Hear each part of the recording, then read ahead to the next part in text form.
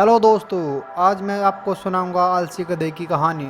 किसी गांव में एक गरीब व्यापारी अपने गधे के साथ रहा करता था। व्यापारी का घर बाजार से कुछ दूरी पर ही था।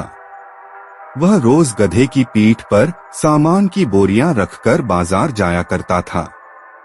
व्यापारी बहुत अच्छा और दयालु इंसान था और अपने गधे का अच्छी तरह ध्यान रखता था। गधा भी अपने मालिक से बहुत प्यार करता था, लेकिन गधे की एक समस्या थी कि वह बहुत आलसी था। उसे काम करना बिल्कुल अच्छा नहीं लगता था। उसे सिर्फ खाना और आराम करना पसंद था। एक दिन व्यापारी को पता चला कि बाजार में नमक की बहुत मांग है। उस दिन उसने सोचा कि अब वो बाजार में नमक बेचा करेंगे। जैसे ही हाट लगने का दिन आया, व्यापारी ने नमक की 4 बोरियां गधे की पीठ पर लादी और उसे बाजार चलने के लिए तैयार किया।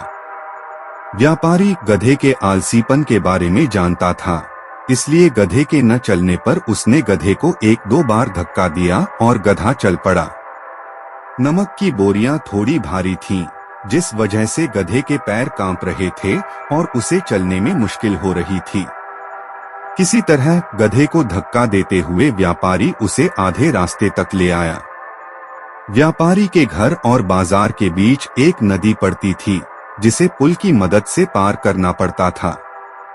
गधा जैसे ही नदी पार करने के लिए पुल पर चढ़ा और कुछ दूर चला, उसका पैर फिसल गया और वह नदी में गिर गया।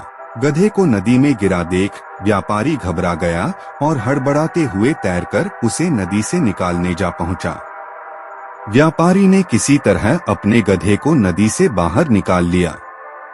जब गधा नदी से बाहर आया तो उसने देखा कि उसकी पीठ पर लदी बोरियां हल्की हो गई हैं।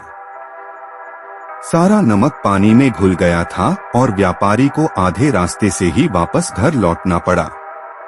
इस वजह से व्यापारी का बहुत नुकसान हो गया, लेकिन इस घटना से आलसी गधे को बाजार तक न जाने की एक तरकीब सूझ गई थी। अगले दिन बाजार जाते समय जब पुल आया तो गधा जानबूझकर नदी में गिर गया और उसकी पीठ पर टंगी बोरियों में रखा सारा नमक पानी में घुल गया। व्यापारी को फिर से आधे रास्ते से ही घर लौटना पड़ा।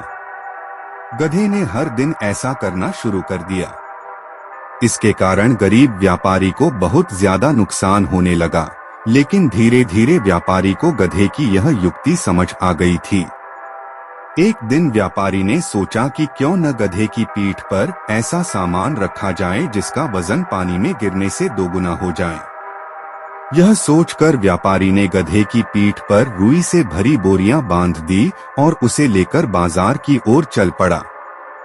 जैसे ही पुल आया, गधा रोज की तरह नदी में गिर गया, लेकिन आज उसकी पीठ पर लदा वजन कम नहीं हुआ बल्कि और बढ़ गया। गधा इस बात को समझ नहीं पाया। ऐसा अगले 2 से 3 तक होता रहा। व्यापारी गधे की पीठ पर रुई से भरी बोरी बांध देता और पानी में गिरते ही उसका वजन 2 गुना हो जाता। आखिरकार गधे ने हार मान ली। गधे को अब सबक मिल चुका था। चौथे दिन जब व्यापारी और गधा बाजार के लिए निकले तो गधे ने चुपचाप पुल पार कर लिया। उस दिन के बाद से गधे ने कभी भी काम करने में आलस नहीं दिखाया और व्यापारी के सारे नुकसान की धीरे धीरे भरपाई हो गई। कहानी से सीख। बच्चों, आलसी गधे की कहानी से हमें यह सीख मिलती है कि अपने कर्तव्य का पालन करने में कभी भी आलस नहीं दिखाना चाहिए।